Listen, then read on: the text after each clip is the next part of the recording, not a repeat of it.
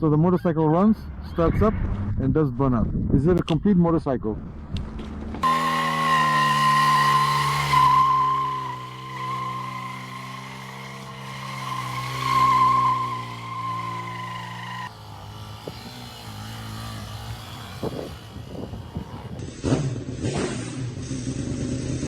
Hi, this is Andrzej, and my half-hour ramblings about the Benelli BN 125 are recorded poorly, probably because the microphone is too close inside the helmet and it crackles terribly, so I'm making another attempt at this also demanding task.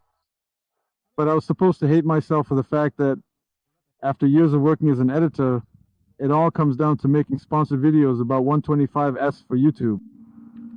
But I'll be honest with you, after riding the Benelli 125 for a bit, I have to say that it's actually not pointless at all. Because if someone is looking for a 125 and will probably come across this video or is thinking about this motorcycle, it will be useful for them, because I would just die of embarrassment if this was a motorcycle I couldn't recommend and someone was paying for it.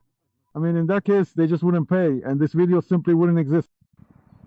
And it turns out that the Benelli is actually a really solid 125. I don't know exactly how much it costs, but it's definitely cheaper than the Japanese competition, being, let's be honest, a Chinese-Italian hybrid. It gets its name from the Italians, but in the end, I think that's not the only thing. And its tires squeal when you brake the rear one aggressively. Because, you see, for many years now, motorcycles made in China have often come with upside-down forks, big brake calipers, and it all seemed fine. But at the same time, it worked terribly, right?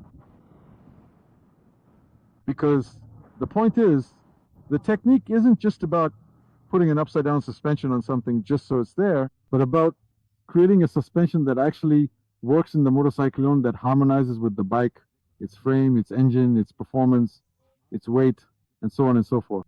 That's why in Japanese motorcycles, it's often the case that you have a bike with a large engine capacity, but at the same time, the suspension is like, damn, just tubes like drinking straws. They're so thin with no adjustments.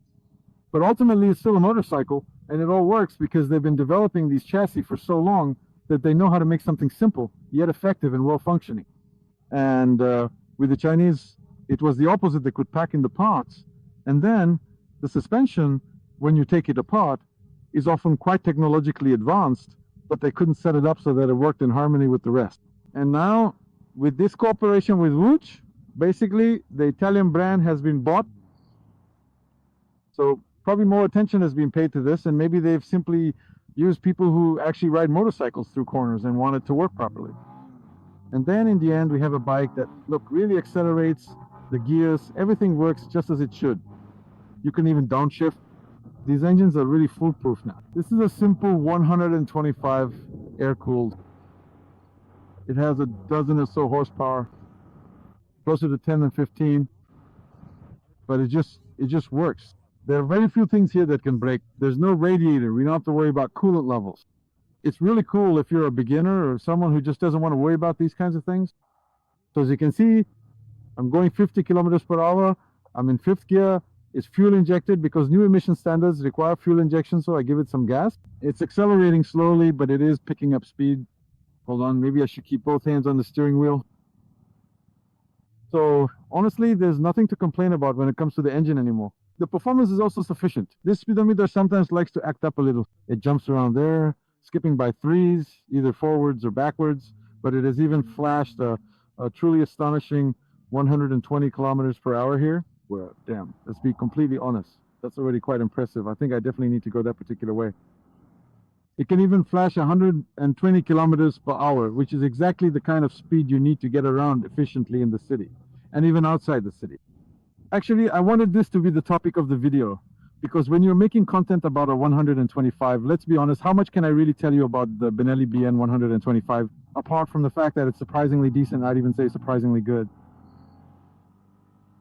What I mean is that I've come to realize that in the city and nearby areas, I really don't need much more. And honestly, I don't even need more than a 125 anymore. Lechu Potinsky always used to tell me, oh, come on, these motorcycles with that kind of power, with all that, it's just pointless. I used to look at him with a bit of pity, thinking he had just completely gotten old. But listen, at not even 40 years old, I guess I've gotten old too, because now I mostly enjoy simple motorcycles that aren't powerful. Oh, by the way, look suspension test. Hop. Click. There you go. Look how nicely it absorbed that. So this suspension really is solid. Not only that, first of all, it's a bit soft. I'm jumping between topics a bit, but it's worth pointing this out. This suspension is softies. They're upside down forks, but they're not stupidly stiff. It just works. It handles those bumps really nicely. I've already ridden this motorcycle today over some massive potholes, and it handled them. No weird noises, no bottoming out or anything like that. And I got lost. Same goes for the brakes. It's just like with the suspension, the most important thing is to set up the shocks so they work together. When it comes to brakes, it's not just about putting on a big caliper. The real trick is to use a caliper that matches the brake master cylinder, one that's big and powerful, just like it is here. This brake is really powerful, but at the same time, the lever has just the right amount of travel, so you can modulate that power. Go ahead, ma'am, you have the right of way. Sometimes it's worth reminding people of that. Yeah. In my opinion, and this is really just nitpicking and looking for flaws, you know. The frame is a bit stiff, but these are things I notice when I start focusing on topics like riding a motorcycle on a track. So in my opinion, this trellis frame is definitely overkill. It's really not needed here at all. But it does look cool, and some might think that's pretty neat, right? But aside from that, this motorcycle really seems to be a well-refined piece of machinery. The mirrors are large. You can see everything. Yeah. Oh, that was a nice growl.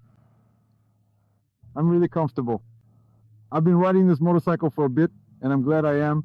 Honestly, I thought I would. I'm recording this video, but in my opinion, it's actually pretty good. It even makes sense. And to make it fully make sense, we're going to take the Dragon for a ride to a few places so I can check if this is a complete motorcycle. Getting back to the topic of 125S for a moment. It's really worth riding them for a long time because that's where you learn how to ride, how to maintain speed in the corners, how to ride smoothly. And that's exactly why, for example, we need brakes that can be modulated. That's why we need good soft suspension so we can feel everything out. And that's why we need a bit of empty space so we can check if the Benelli can do wheelies.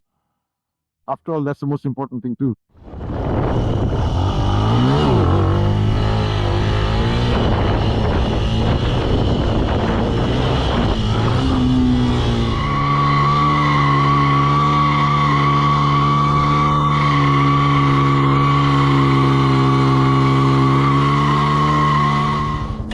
Truly wonderful and enjoyable time, and costs so very little indeed.